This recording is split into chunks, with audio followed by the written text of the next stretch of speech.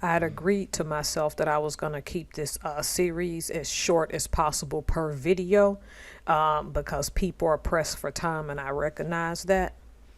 So, what I'm going to do is start by saying that for this far as literature from the 19th century dealing with scientific racism, I chose to skip Rudyard Kipling's The White Man's Burden because although that poem was indeed telling, I feel like that the poem I'm going to present in a little bit is the poem that is going to define most of that error because in the first and last verse of this poem, Robert Louis Stevenson, in my opinion, was very blatant in exactly who he was attacking at the time. This poem is set in time based on groups he was attacking. Remember, as you're going through this, you'll see elements of that Blumenbach 5 racial categories. So I'm hoping that you have gone and studied that as instructed because that's going to set the tone for a lot of the racist stuff that goes on today. Okay. So as you see, the face on the screen is writer Robert Louis Stevenson. You all may be familiar with him for the books he's written: Treasure Island, The Strange Case of Dr. Jekyll and Mr. Hyde, which to me is an all-time classic despite what you may think about his selective racism, which we're going to cover much later, and why I think he is a selective racist, in my opinion. And we're going to talk about a poem called A Child's Garden of Verses, from the Child's Garden of Verses, which is the name of his book. This book, for the time, with poetry written for children, had some overtly racist poems in them, and it is a mixture of what I call whimsy and scientific racism. So without further ado, I have the excerpt on the screen. Before I start, I want you to know that I'm going to, you're going to hear some page turning because I had to take quite a few notes from this, because this will also come to define some things. So the name of the poem is Foreign Children, and in the comments, feel free to tell me what you think. Little Indian, Sioux or Crow, little frosty Eskimo, little Turk or Japanese, oh, don't you wish that you were me? You have seen the scarlet trees and the lions overseas. You have eaten ostrich eggs and turned the turtles off their legs. Such a life is very fine, but it's not so nice as mine. You must often, as you trod, have wearied not to be abroad. You have curious things to eat. I am fed on proper meat. You must dwell beyond the foam, but I am safe and live at home. Little Indian, Sioux or Crow, little frosty Eskimo, little Turk or Japanese, oh, don't you wish that you were me? If you notice, this poem starts and ends with that verse: little Indian, Sioux or Crow, little frosty Eskimo, little Turk or Japanese, oh, don't you wish that you were me? See, this poem is the most telling from scientific racism, in that Robert Louis Stevenson went after exact groups of people. So if you take on the whole little Indian, Sioux or Crow from the standpoint of the Blumenbach, then you remember that the in America, the Sioux and Crow tribes, because I think another name for Sioux is Lakota. Then you recall that in Blumenbach, that group is known as the Americans or the Red People. So when he's calling them little, in some senses, you can say he is calling them insignificant, because they were by then dying in large numbers by the late 1800s due to white expansion out west known as Manifest Destiny. Little frosty Eskimo, I haven't found where the Eskimos fit into the 5 racial categories, and that's where it gets convoluted. Therefore, I think that's a representation of making fun of them being insignificant because their ancestors derived from what we know as cold climates. Oh, don't you wish that you were me means don't you wish that you were white. Let's just call it for what it is for that time. But let's talk about the statement Little Turk or Japanese. Okay. I'm going to touch on Little Turk real quick. What we know today is Turkic people, or most Turkic people, actually qualified as Caucasian, right? According to the Blumenbach 5 races. Again, you're going to have to go study that. I'm not going to do everything for you. So I want you to study that. But the term Little Turk is their insignificance due to the fact that the time that the Ottoman Empire was falling. The empire reformed in ways that caused inner division, such as the rise of the Christian population from an education standpoint, which caused some resentment between Christians and Muslims in the empire at the time. And that was probably some of that still going on as Robert Louis Stevenson wrote the book A Child's Garden of Verses.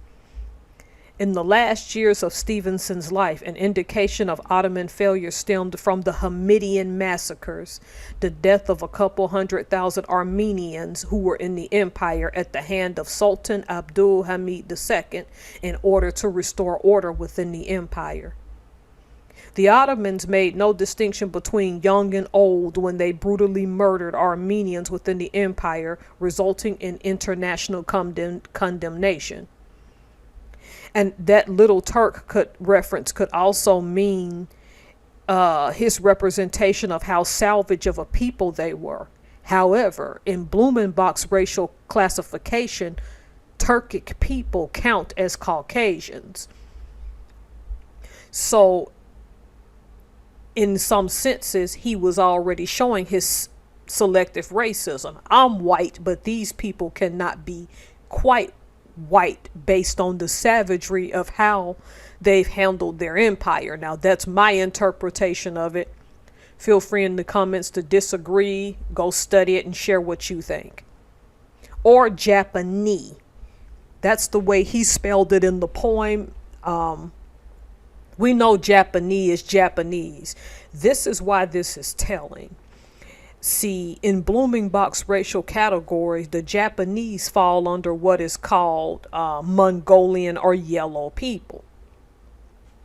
During this time, or in time, the Japanese would rise as the only non-white imperial power during what we call either the Victorian era in Europe or what we call the Gilded Age in the United States, right? See, I bring up the Japanese, and this is significant because this will play later in a Japanese actor who got very famous as a lover boy before they decided to start putting stereotypes on Asian men that reverberate to this day. While attempting to modernize, in which Japan was actually successful, it's possible that they saw their neighboring countries as the other. That means because Japan had started to build relationships with the West after their conquering. We'll get to that in a moment when the United States went in and forced them to open their borders. Japan may have gotten a superiority in their region of people who were also considered Mongolian. Okay. The United States, once a colony itself, decided, well, under President Millard Fillmore, that it was time for Japan to open, even if by force, after a couple of centuries of isolation. At that time, they were under a shogunate, and the United States went in, it was overthrown, and the emperor restored in what's called the Meiji Restoration, named for Emperor Meiji. These are things you're going to study. I found a PDF that's helpful to give you the timeline of all of those things, so that'll be in the comment section. Please feel free to click on it and read it. Resentment would start with the First Sino-Japanese War, when Japan would grow impatient with perceived interfering on China's part with Korean affairs. Because I think Japan had a huge interest in Korea. This is the first time that Japan would take what is today Taiwan, the Pescadores Islands, and the eastern portion of Liaodong Peninsula under the Treaty of Shimonoseki. Again, go study the treaties because I'm trying to keep this as short as possible. In the year 1900, Japan would get Western favor when assisting the West with what is called the Boxer Rebellion in China. So you see a pattern of the Japanese building a relationship with the West while having their own expansionist agenda, which in time would come to bring about the unfortunate events such as the rape of Nanking and comfort women, things that to this day are still causing people an immense amount of pain due to forced rape and trauma. So, what does any of this have to do with Robert Louis Stevenson? When he makes the statement about the Japanese, what he called Japanese, it's likely that Stevenson held the view that Japan was still inferior due to its conquering by the Americans, namely Commodore Matthew Perry's forceful taking of the island. Again, going back to Blumenbach's racial categories of them as Mongolian people. While Japan was currying favor with the West, some in the West still held anti-Japanese sentiment. And you'll see this later with the Japanese actor who was one of the first Casanovas of the American movie era. We'll get to that in a while. That'll be a whole separate video. Japan made the most of the treaties and relationships with the West at the time and ultimately started their own expansion campaign, as I had mentioned before.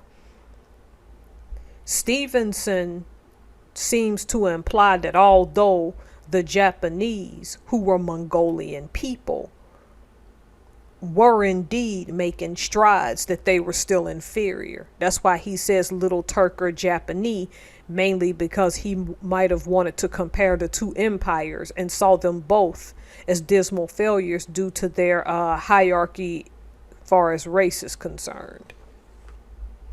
Okay, so we all know that he spent the last couple of years of his life in the Samoan Islands, Robert Louis Stevenson, right? But why Pacific Islanders? Why, though they have Asian features, did he treat them differently than people from Japan and China and Korea? Okay. It's possible that Stevens' love for islanders, classified by Blumenbach as Malay or brown people, stemmed from Sir Thomas Stamford Bingley Raffles, because this is a man who got renown and significance before Robert Louis Stevenson. He was the governor of the Dutch East Indies from 1811 to 1816. We're still talking about Raffles right now. He was credited for the founding of modern Singapore. He was instrumental in the taking of the Indonesian island of Java from the Dutch during the Napoleonic Wars. See, I nearly said that wrong. Since he was heavily involved in the creation of ports and economy, it's likely that Stevenson viewed Raffles. It's likely that Stevenson got his view from Raffles from brown people as people who could be easily civilized, because I think they had gone into Malaysia and Madagascar as well, and they considered them brown people. So it's likely that he had a form of selective racism based on Great Britain's conquering of those places. That's where I get that this is about selective racism. Some people labeled brown people, remember Blumenbach's 5 racial categories, the Malay, go look it up, do have strong Asian features, which by classification would be considered yellow. And this is where this whole racial thing, instead of picking ethnic groups, becomes convoluted, right? When you look up, if you guys, and I advise you to go look up his poems heavily attack anyone, because I didn't read about his poems about black people, but he goes after the black race as well in a poem in the same book, A Child Garden of Verses, called Travel. So black people were not off the hook for Robert Louis Stevenson. If you go and look up his poetry, you will see themes of his attacking of black people, considered Ethiopians or in time Negroids, yellow people considered Mongolian or Mongoloid, and red people, which are the indigenous peoples of the Americas. But you will very rarely, if ever, find indication that he went after what's called brown people, which what we now call Polynesians, Indonesians, Singaporean people. This is telling to his selective racism in his writings. Now, I'll have to go back and read Treasure Island to see if I can maybe find and flesh some of that out, but I'll need to keep this video as short as possible. The reason I bring that poem up, because that poem is the most telling of Blumenbach's 5 racial categories, and why a lot of people characterize people as the same thing, and how that same thing ended up in crimes and murder and the holding back of certain peoples. I'm not here to say that Robert Louis Stevenson was a racist overall. It's just, if you ask me personally, his writings lend to the fact that he may have been a selective racist, and his selective racism included what he called black, yellow, and red people. And you have to understand how that affects us in our culture. All right, let's keep watching this series on black and Asian relations. This does play a role in it, because we know today that in America we have Asian and Pacific Islander Heritage Month in May, though there was a time when they were classified as yellow and brown people. They were seen as 2 different categories. And still some of this hatred reverberates to today. All right, like, share, and subscribe. Get in the comment section. Let me know what you think. All right, thanks. Bye.